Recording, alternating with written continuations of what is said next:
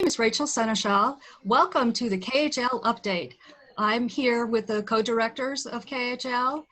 Carolyn Brennan is the library director. Jessie Lynn is the nonprofit director. And we're here to discuss how busy the library has been for the last few months. From the outside, you probably didn't see that, but from the inside, it's been very, very busy. And we'd like to start with Carolyn to tell us about library services and everything that's gone on. Sure. So from the time that the library visibly shut down in March, we had originally we started by bulking up our digital services, which is the way that's the guidance that was suggested to us and the way that a lot of libraries are going. So we immediately added to our collection on Libby, which is our downloadable ebook and audiobook service. And when we bump up that collection, when we add titles to that collection, those titles are only going to Kellogg-Hubbard library card holders. They're not, normally that collection is shared by a group of libraries in the state of Vermont. But when we select individual titles and purchase them, they only go to our patrons. So we were able to put some digital funds towards award-winning children's books to support the curriculum as school was moved to distance learning, bestsellers and new titles for our adult collection. So even if patrons weren't able to come in and get a new physical book, they were more readily able to get it on Libby. So we also, then we added, we looked at other service areas and the other places. Normally when the library is open, the thing that we do the most of is circulate library items. So another collection that we normally curate is magazines. And so we purchased a software platform called Flipster, which is for digital magazines. And we were able to get 6 of our most popular titles. Now this happened 3/4 of the way through our budget year. So our budget for periodicals was already mostly encumbered at this point. So we weren't able to get as many magazines as we probably normally would have. But then that's a collection that we'll be able to expand in the coming year, especially as we continue to deal with COVID-19 and people self-select whether they feel comfortable coming into the library or not. We'll have additional digital resources in that way that they can access. And then we circulate DVDs. So we also, we purchased a digital platform for DVDs or for streaming video that's called Canopy. And each of our users gets 4 unique views per month at this point for Canopy. And they have a wide range of adult and children's movies, documentaries. The great courses have been very popular. And there's a lot of content that's available without using up a view. So patrons actually get a pretty significant library of digital streaming that way. So that tided us over while we weren't doing regular circulation. Then we were able to add in curbside circulation, and curbside, especially once our patrons were aware of it and figured out how to request books and get them put on hold and how to pick them up at the library. And now they can pick them up in all of our member towns. We have dates and times where they're available, so they're local to people. That circulation has increased and increased and increased. And in the month of June, we circulated more than 19,000 items. So, and now, as just starting yesterday, we let our very first visitors back into the building. We are capacity limited to 10 patrons at this time. And primarily that's for people who need to print and use library public computers to bridge the digital divide, one of the goals of the library.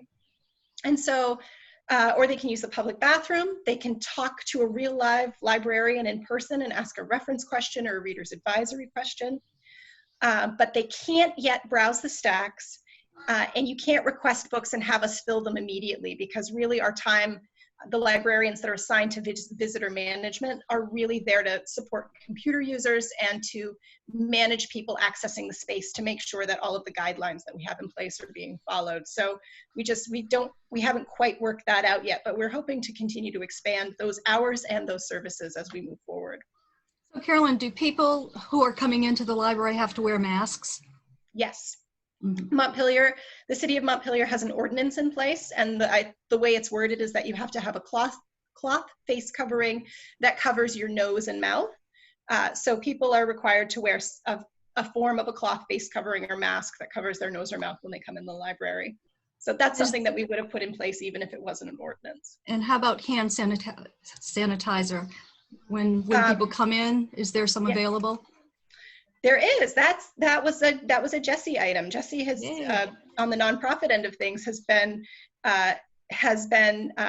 increasing our supply of PPE and cleaning resources.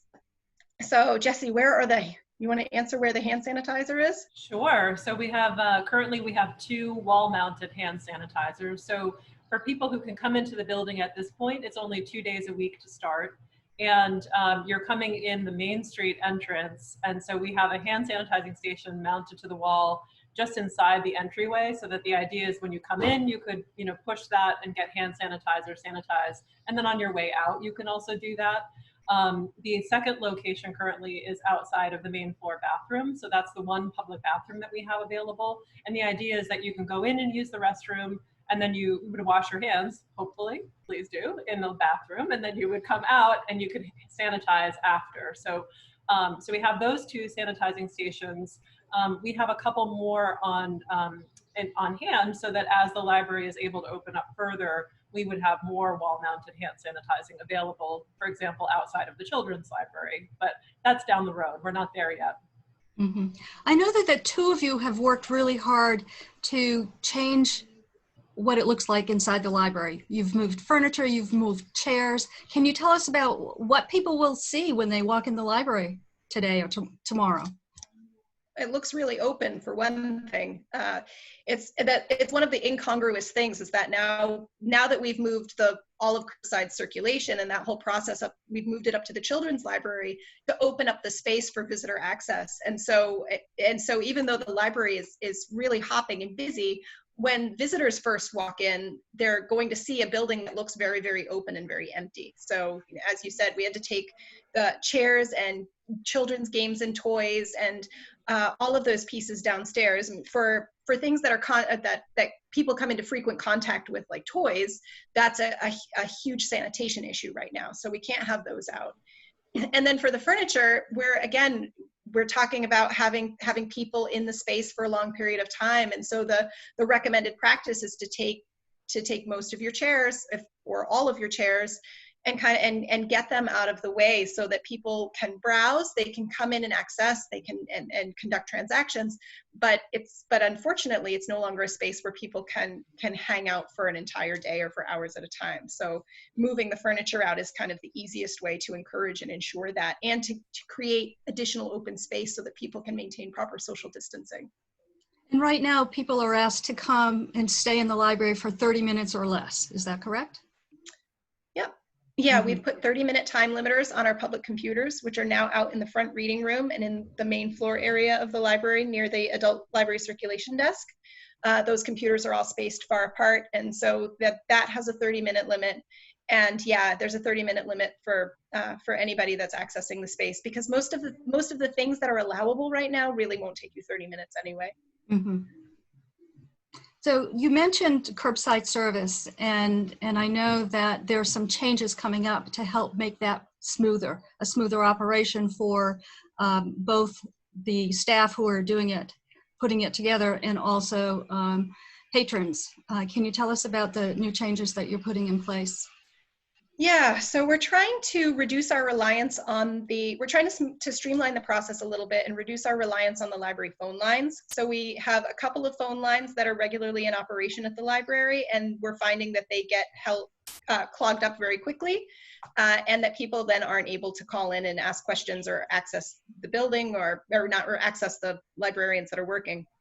And so we are moving our hold system back to the way that it was traditionally. So what that means is if you place a hold for an item, once the librarians have pulled those items and placed them on hold for you, you're going to get a notification from the library if you have an email listed in your library account that says your items can be picked up from the curbside table within the next 5 business days. And the librarians will put those out on the curbside table, and you have that window of time to go pick them up. If you don't have an email listed on your account, then a librarian will call you and they'll deliver the same message. You know, your items are now on hold for you. They can be picked up by the end of the day on whatever day. And And then at the end of that time, we'll bring those items back in, check them in, and send them to the next person if they haven't gotten checked out. Currently, the way we're doing this, the librarians call every single patron that wants a book and says, please call us back and let us know what day and time you're available to come pick your items up, so that they only have a day-long window, which doesn't work for everybody. And that means that we're making a tremendous number of phone calls out, leaving a lot of messages, and then expecting patrons to call us back. And so it clogs up the phone lines. It takes a lot of librarian time and effort, and it's a whole additional level of sorting of all of those materials that we're trying to circulate to different locations on different days and times. That sounds really good. I'm really glad to hear about those changes. I also want to mention to patrons that they can access the digital services that we've, Flipster and Canopy and other things on our website, which is Kellogg-Hubbard.org. And if anybody has questions, they can send a question to info@Kellogg-Hubbard.org. And so if you're having trouble downloading Flipster or Canopy or anything else, or have any question about library services, sending an email is the best way at this or point. If you're having trouble getting through on the phone. Right. Yeah. So info@Kellogg-Hubbard.org, and there's somebody that is answering those emails quite frequently throughout the day. Mm-hmm. So Jessie, let's turn to you and hear from you on your side of the business. Sure. So let's see. A lot has not changed, or a lot less has changed on my end of things. So I always kind of call myself the queen of the behind the scenes here at the library. Mm-hmm. Most of what I do is kind of keeping everything running smoothly so that the librarians can do their end. So my primary areas are finance, which includes fundraising, managing the building, and human resources, and working with the board. So so a lot of that just kept chugging along straight through the pandemic, although it was done, or so far through the pandemic, not that it's over, but it was done, a lot of it was done pretty differently. So so there were about 2 months where I was the only person coming into the building. So I was the last woman standing, as we referred to it during that time, and I would come in a couple times a week to continue to pay our bills, check our mail, check on the building, make sure that everything was fine here in the building. So that was a strange experience, to be the only person here for quite a while.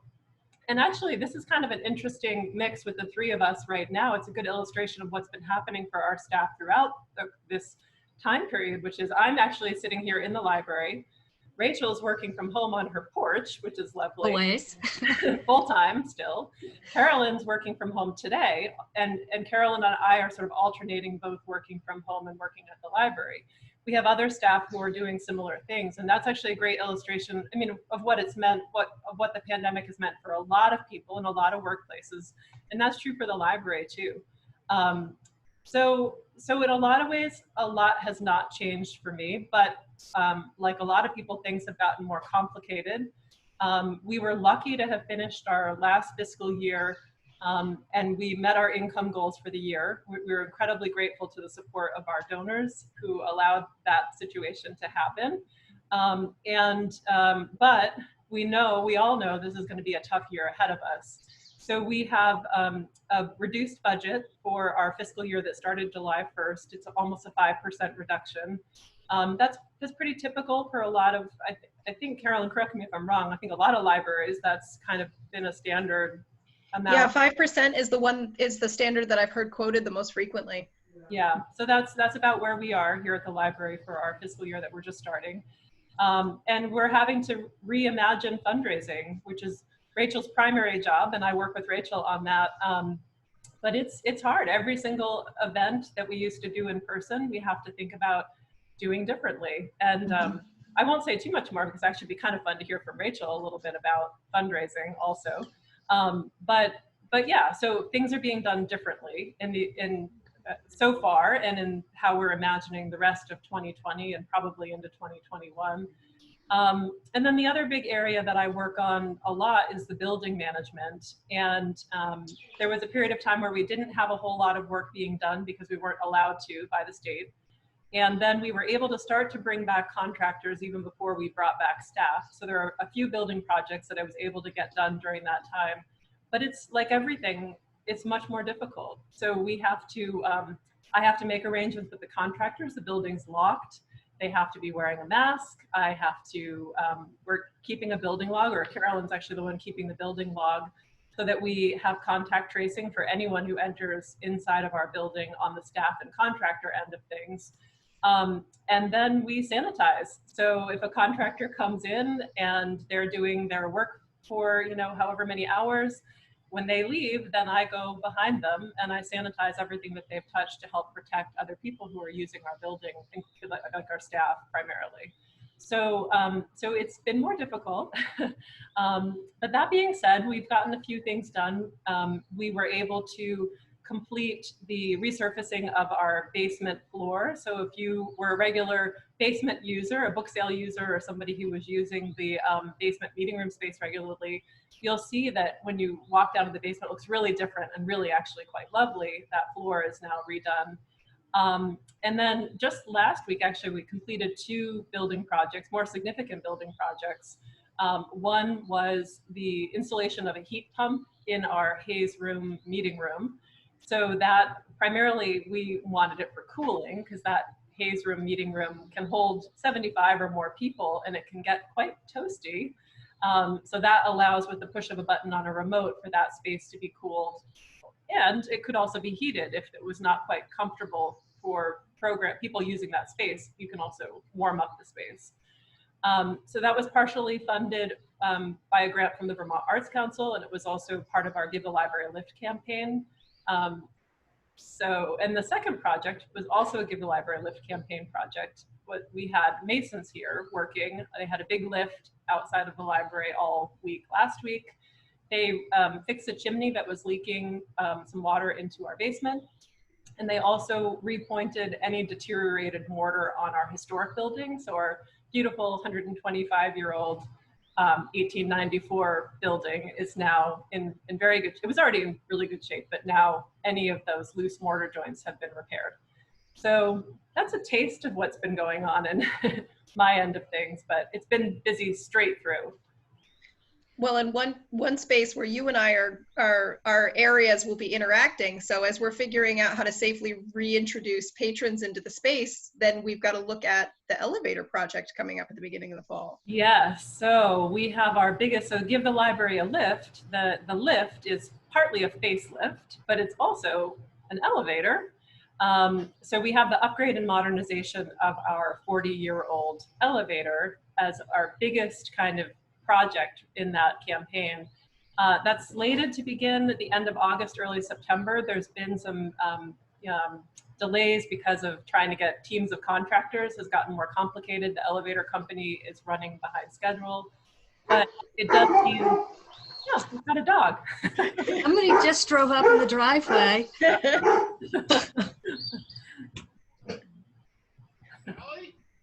The house next door. My dog. All right, so the elevator.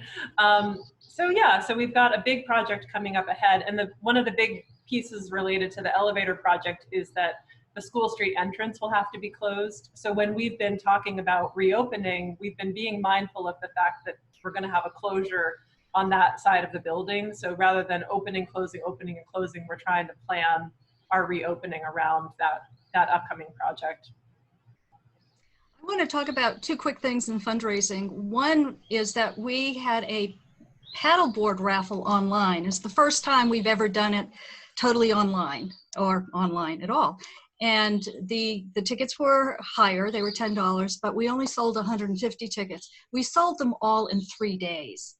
And people were saying, I didn't get a chance to buy my tickets. Well, you'll have a chance to buy tickets in August. We'll have another raffle. And we'll announce it, and that will be great. And the other thing is the book sales. The book sales really provide a lot of income for the library, and the book sale is closed, and we don't know when it will reopen. And that definitely is a concern in terms of fundraising. We also cannot take donations of books. We've had many people calling and emailing about donations. and we don't have room. And especially with the elevator project, it's actually going to be in one of the rooms, the book sale rooms. So we don't have space to take the books right now, but we do appreciate everybody's generosity in that way. Absolutely, and it's definitely a challenge on our end. I mean, everything that we take in, so all of our book returns, for example, are quarantined for 72 hours. So trying to follow safety precautions that the Vermont Agency of Commerce and Community Development are laying out, the Vermont Department of Health, we're really trying to prioritize staff safety through this. And so everything that comes into the library is a potential point of contact for our staff. And that's the primary reason why we're being really cautious about how much and when we start to take things back into the library. Plus, we don't have room at this point. That's true. For the books. One quick last thing, Carolyn, can you talk about the summer reading program? Sure. So the summer reading program theme is Imagine Your Story, and we have a variety of distance-based outdoor programs and digital programs. So our children's librarian is Melissa Bunce, and Melissa has been doing story times with Melissa for preschoolers digitally through Facebook Live, and so you can find that through the library Facebook page, but it's also linked through our website under the children's programming page. And so you can read along with Melissa when she reads stories on Tuesdays and Thursdays. She's also been doing story times primarily for older children and families, just again for those distancing considerations. That's often harder to manage with really young guys.